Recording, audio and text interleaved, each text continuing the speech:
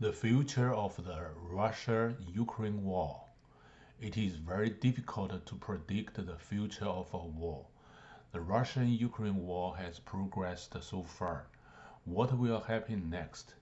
Will Ukraine win completely, or will Russia win completely, or the two sides will sign a certain level of armistice agreement? There is really every possibility.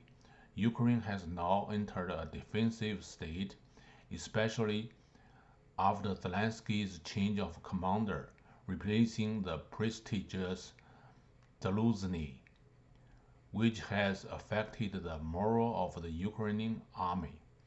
And now Avdiivka has been lost.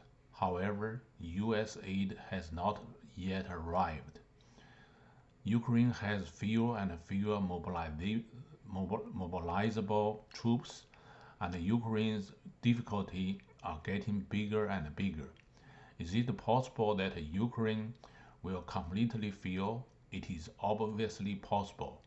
Even if US aid can arrive, coupled with F-16, can Ukraine regain all the lost land? Obviously, it's not that easy. So, what is the final outcome? The biggest variable in the Ukraine war is the US election. If Trump takes office, he said he will end the Ukraine war within 24 hours. Then we can take a guess at Trump's idea of ending the war. It must be land in exchange of peace. It can't be anything else, because only in this way can the war be ended in a shorter period of time. If Ukraine loses its existing land and directly joins NATO, it will not be a bad thing for Ukraine to enter NATO safe, because it is too difficult to get back these lost lands with Ukraine's strength.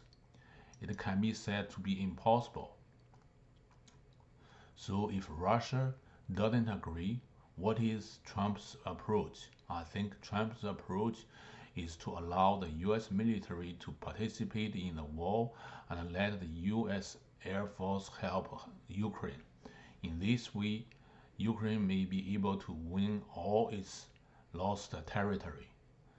Only under this kind of intimidation can Russia agree to allow Ukraine to join NATO, take the four east states and Crimea by Russia.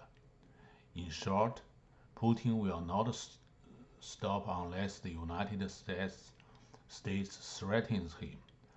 I can't think of any other good method beside this, so I think this is Trump's calculation.